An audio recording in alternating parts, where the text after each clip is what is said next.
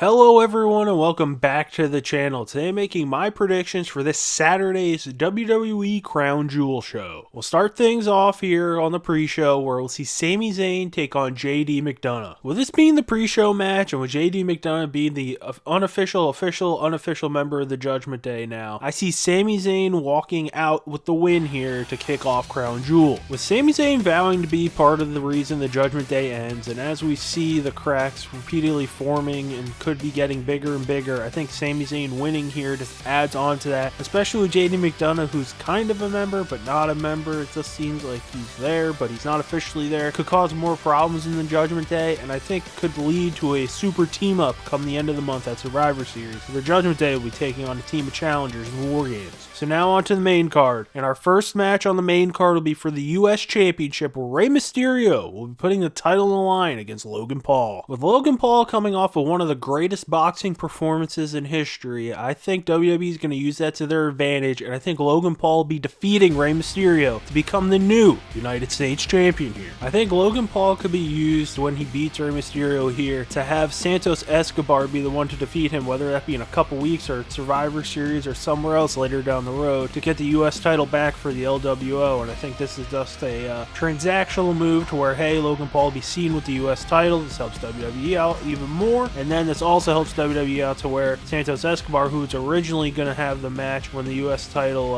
when Rey won the US title, when that happened, can now go and get the title back for the group, defeating Logan Paul, so it's not an LWO member beating another LWO member. And this way the belt's back in the group and everything's back and better than ever for the LWO. So now on to match number 2 of the main card, match number 3 of the evening, where we'll see Cody Rhodes take on Damien. I think this match is going to add up and lead more into the super group up match at Survivor Series, and I think this will add to the cracks in the Judgment Day, and I think Cody Rhodes will be defeating Damien.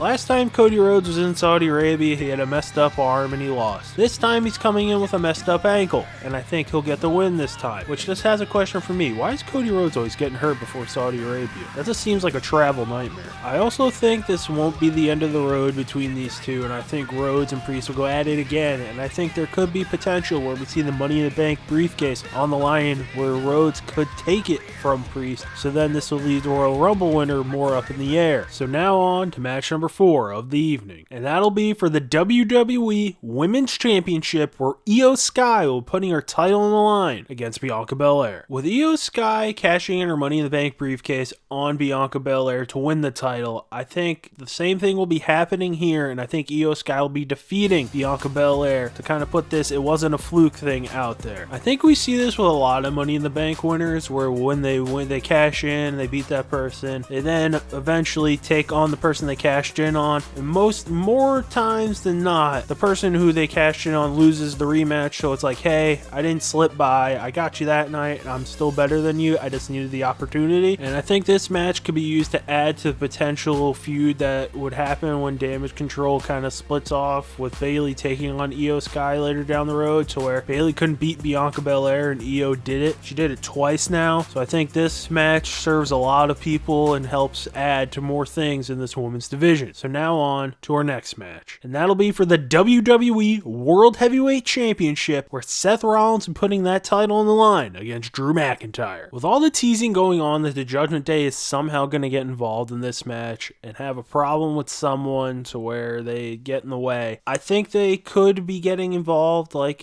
we all believe is going to happen, but instead of them getting a member, I think they just piss off both guys here, and I think Rollins retains his World Heavyweight Championship as a result of this. I could see this being where we get our War Games teams basically lined up, where we have some combination of Rollins, McIntyre, Sami Zayn, Jey Uso, and Cody Rhodes taking on the Judgment Day, who would need a member, or maybe one of the 5 guys that I mentioned for the other team just aren't in the match, or maybe Rhea Ripley pulls her favor in from when they joined up with the Bloodline on SmackDown, to where either Solo or Jimmy Uso join join the team, and they take on the J team, so we get that feud kind of mixed in here too, and then that leads to our War Games match at Survivor Series. But for Crown Jewel, I think Judgment Day rears their head into this, screw it up for both guys to where they kind of, instead of getting a member, they just made more enemies, and I think Rollins will be retaining his championship. So now on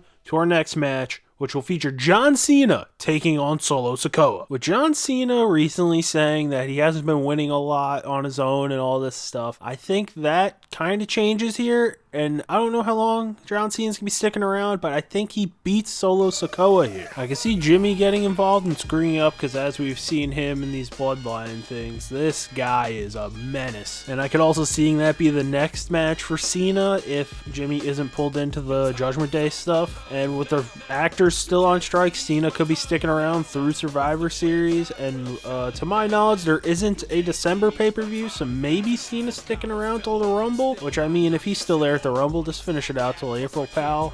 Peacemaker 7 can wait, or whatever he's going to be doing next. But I think here at Crown Jewel, the tide will turn for the man we can't see, and I think he'll end up with a victory here. So now on to our co-main event of the evening, and it will be for the WWE Women's World Championship in a fatal 5-way match where Rhea Ripley putting her title on the line against Nia Jax, Shayna Baszler, Zoe Stark, and Raquel Rodriguez. With all these combustible elements in this match, and it not being elimination, I think this sets up perfectly for everyone to just kind of get in their own way, and Rhea Ripley slides in, drops someone, and retains the Women's Championship here. To me, all signs point for Rhea Ripley to have a big match at WrestleMania for her championship, whether that be her and Belair somehow mix it up again, or her and Becky Lynch have a match. And I think all these matches that we'll be seeing leading to that show at the end of the wrestling year, I think this just goes into adding and building Rhea Ripley back up, because there was a point when she was injured and we didn't know what the hell was going on, but she was still champion and on TV, but she wasn't getting in matches or anything or setting up any stuff. So where now I think this will be like, hey, she just beat 4 people, she just beat someone else, and everything just starts stacking up, so Rhea Ripley becomes the unstoppable force that we were all thinking was going to be when this title reign started. And I think that begins here at Crown Jewel, where she defeats 4 challengers and keeps her Women's World Championship. So now on to our main event of the evening, and also the shorts hype video of the premium live event, where we'll be seeing Roman Reigns put his undisputed WWE Championship on the line against LA Knight. Now, that short will be posted tomorrow at 5 p.m. Eastern, so come back for that. So in this match, everyone's thinking that maybe LA Knight could be the guy, and as the announcer on Monday Night Raw used to say when he'd wrestle, I'm afraid I have some bad news for you. Roman Reigns will be retaining his championship in this match. I feel like most people think the way I'm thinking, to where Roman Reigns isn't losing the title until WrestleMania, unless The Rock is going to be in there to where The Rock doesn't need to be in a title match, so you could have Roman lose at the Royal Rumble, let's say. So that would play into if Cody won the Money in the Bank briefcase, he just says he's calling a shot at the Royal Rumble, me and Roman again. He beats Roman there, and then The Rock pops back up if the strike's still going on, and Dwayne could fit the WWE into his schedule. But for LA Knight, I just got some bad news for him. He's not going to be winning this title. Maybe he goes and defeats whoever for the US title sometime, but I don't know what happens to LA Knight here. The crowd will keep cheering for him and everything, but I don't know on screen what accolades he could be getting. I don't see the Undisputed Championship being on him after this show, or really anytime soon, because we'll be seeing the man who sits at the head of the table reign supreme and keep his championship here at Crown Jewel. So that'll do it for my predictions for this Saturday's Crown Jewel show. Leave your thoughts in the comments section below. Come back tomorrow at 5 p.m. for the shorts hype video for the main event. Also, Broncos franchise shorts, those will keep coming out. We'll currently have the games against the Saints, then the Chargers, then the Steelers coming up. Those will be up every day starting at 8 a.m. There will be clips 3 hours apart till at least 2 p.m. every day. So if that interests you, come on back. And also, if you like this video, hit the like button. If you like what I'm doing on this channel, want to see more, hit that subscribe button. And as always, thanks for watching.